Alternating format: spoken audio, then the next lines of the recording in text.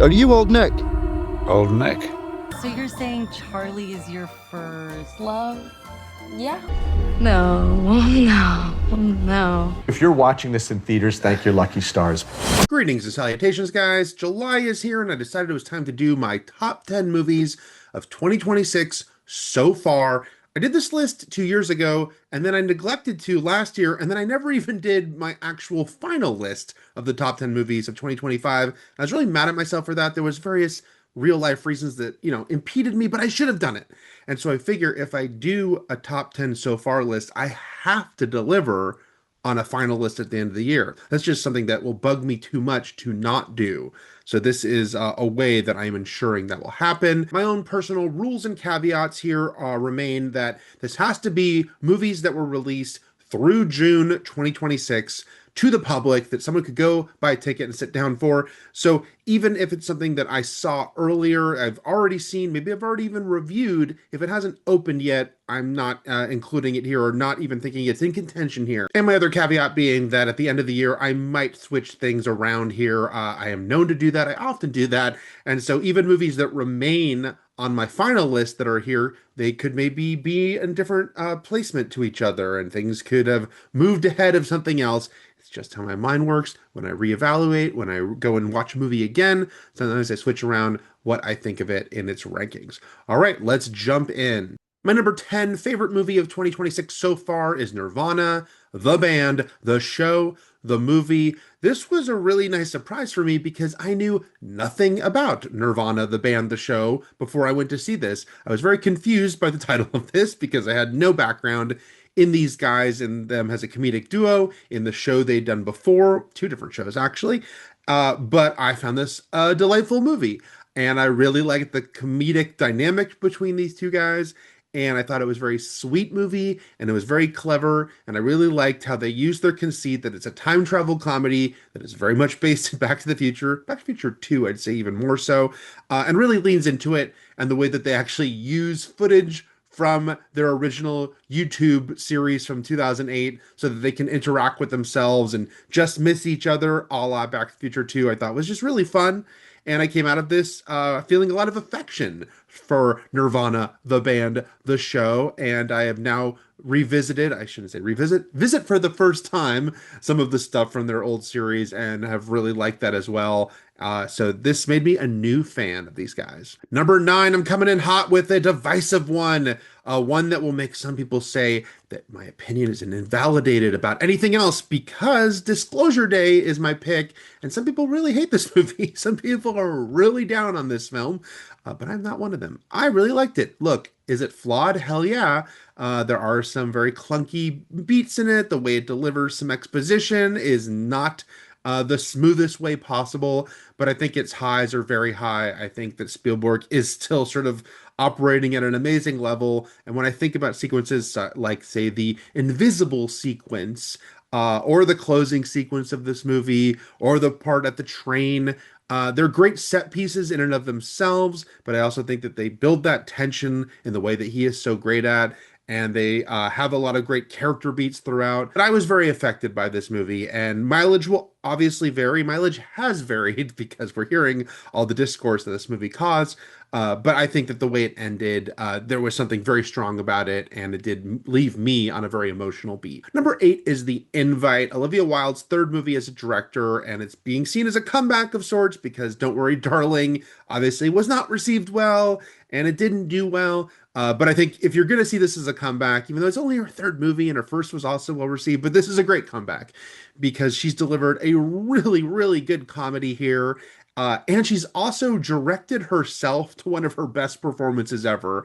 And so has a double threat, has a director and the star of this movie. She is really, doing some of her greatest work in both capacities. She's got this all-star cast in a very small scale movie. It's just really these 4 actors bouncing off each other, but they're all really funny. And the fact that most of them, Seth Rogen aside, are not really thought of first and foremost as comedic makes it all the greater that they are delivering such funny performances. Dialogue heavy movie, great script by Rashida Jones and Will McCormick. I had a little bit of qualms about the very end of it where I wish that the comedy didn't kind of dissipate as much as it did. But yeah, I especially feel in an era where it's really hard to have a straightforward comedy that isn't a sci-fi comedy, horror comedy, superhero comedy. Here's one that is just character-based, relationship-based, and really does get into it with these characters and their long-term dynamics, and does it in a really great and funny way. Number seven is The Drama, also from A24, like The Invite, and those titles make it sound like they're part of a franchise. They are not, they're completely unrelated. This is actually, I would describe it as a very dark comedy, but decidedly dark because Zendaya's character, the secret she is keeping, what is revealed here, is a very dark subject matter and something that we've had to deal with quite a lot here in America. But I think it does it with a lot of dark wit. I don't think it is making fun of this subject matter, but it is kind of looking at it with this is where we're at. And I like that Robert Pattinson's character gets to be British, so he has that viewpoint as someone sort of looking in on the world of America in 2026 and what we as a society are often projecting. And Robert Pattinson and Zendaya are so excellent together in this movie. They're both doing different kind of performances than they've done before. They have a really good dynamic together on screen. The push-pull, the fact that we meet them when it's all, love goggles, and then how that's going to turn into a very different thing as this movie progresses, and whether they can work it out or not.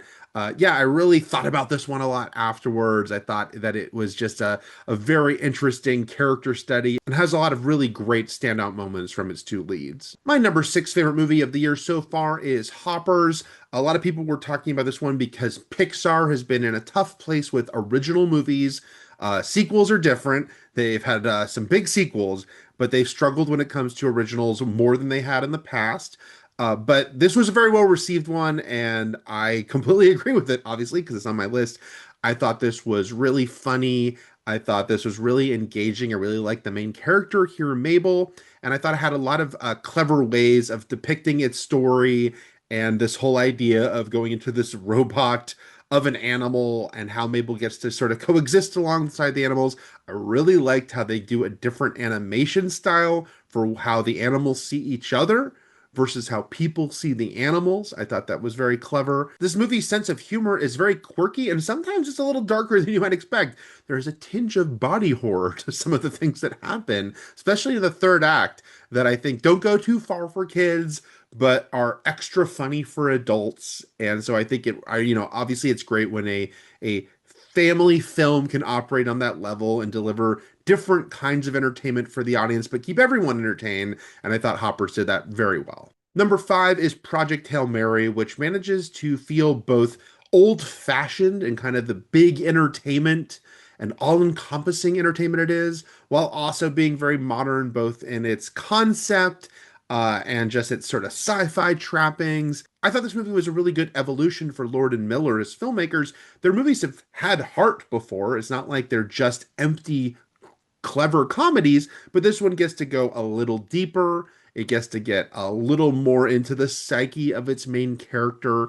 This is really an exceptional performance for Ryan Gosling because it feels like this is the performance he's been training for, because he's been a wonderful dramatic actor, but then he's also turned into quite a great comedic actor in movies like The Nice Guys and Barbie, and I feel like he gets to really combine all of that here. Sometimes he's the only person on screen, and then often he's the only person on screen acting opposite a really well done and well acted, voice acted puppet.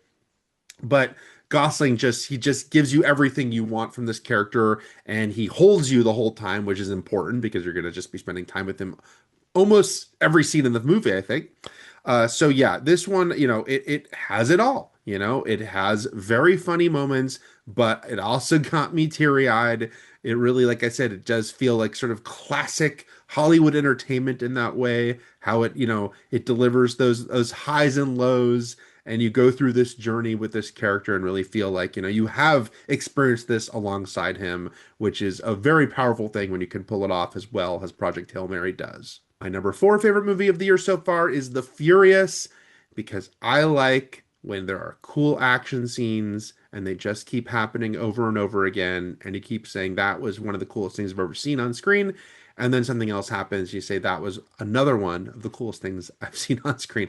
Now, seriously, this is operating at such a high level, and it really does make you wish, can't every movie have action scenes like this? The kinetic nature of these scenes, how well choreographed they are, how well shot they are, because it's always so clean. You can always see what's happening, even when it's really fast action. Even during the conclusion of this movie, where there's a moment where the camera is kind of whirling back and forth to catch multiple people fighting each other, five people, in fact. We still can see it all. We can still understand. We can still completely understand what just happened and what someone did to the other person. The couple times I've seen this movie so far in a theater, people ended up, sort of spontaneously cheering. It really grabs you. It's almost like, you cannot deny the power of this movie. And makes me, wish all action movies could deliver this high. But maybe they can't, because it wouldn't be as special if you see something like The Furious and you see what is capable here. But hell of a movie. Number three is The Sheep Detectives. Look, I was one of many people who came out of this movie saying some variation of, it feels like Babe meets Knives Out. But the reason so many of us were saying that is because it really did feel like that, and not just conceptually, but also by being a really good movie. And that's the extra tricky part, I think.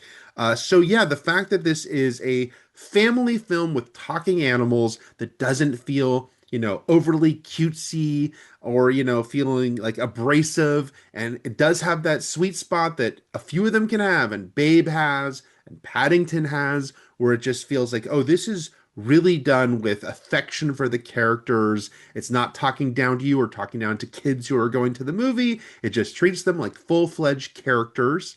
That is really great from the start. And then the fact that it is an outright murder mystery, and Hugh Jackman's character gets killed. He's the kindly shepherd, and that these animals have to band together to figure out which of the people in his life murdered him.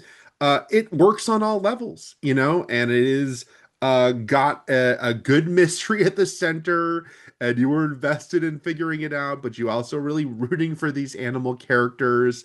Live action family films can be so hit or miss, and so when you get one like this, that can be fully entertaining for anyone going in to see it, regardless of age, regardless of whether you have kids or not, you can just sit back and be engulfed by the story. That is really saying something, and The Sheep Detectives definitely is one of the shining examples of that. My number two favorite movie of the year so far is Obsession, the little movie that could, and then it just kept on coulding some more after that.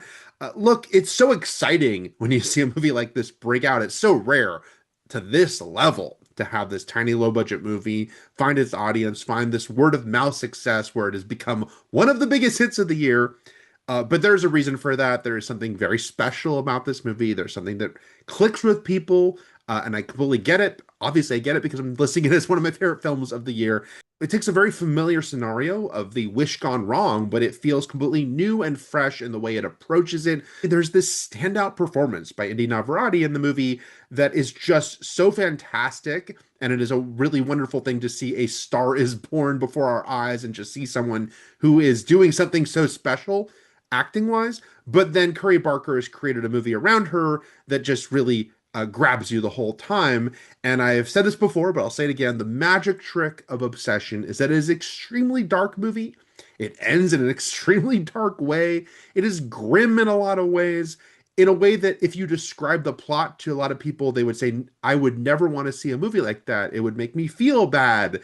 I don't want to experience that. And yet it's getting those people to go see it because it's also fun. It's fun in a way that doesn't undermine itself. It's fun in a way that still manages to be true to the darkness at the center of it. This is one of those situations where someone's taken a Twilight Zone episode type concept, they've stretched it out for an entire movie, and they've made it work. And as someone who's gone to see it multiple times myself, it holds up every time, and you can see the power of it over the audience every time, and that is just so thrilling. And my pick for the number one best movie of 2026 so far is one of the first movies of the year, 28 years later, The Bone Temple. When I saw this movie, I thought, I think this is going to be one of my favorite movies of the year, and so far, so good. Look, I know it bombed. It was a complete financial disaster, but who cares? That doesn't really affect me personally. And I know that this movie is going to be discovered over and over again in years to come. What a wonderful movie this is. Look, this is a part four in a horror series. So, first of all, just kudos to them on delivering one of the greatest part fours ever. It's a very special movie in its own right, though. Nia DaCosta's direction is so great. We have seen so many post apocalyptic movies. We've seen so many zombie or zombie adjacent, in this case, movies before, and yet there's something about the Bone Temple that feels like they're approaching it in a very different way, or at least just digging into the characters in a different way. It really comes down to the two main characters in this movie and how fantastic they are, because Ralph Fiennes and Jack O'Connell are so great in this movie. I think one of the best scenes in any movie this year so far remains when Kelston and Jimmy meet each other, and it's just a long scene of two guys talking to each other. But the way that Alex Garland writes it, and the way that Nia DaCosta directs it, and the way that these two fantastic actors play off each other, there's so much tension mixed with humor and depth, and just the way that they relate to each other, even though they are also at polar opposites as far as how they see the world and also how they represent good and evil. What a fantastic scene. And that's before one of the other best scenes of any movie this year, which of course involves Iron Maiden. This is another movie I've revisited many times, and it works every time I see it.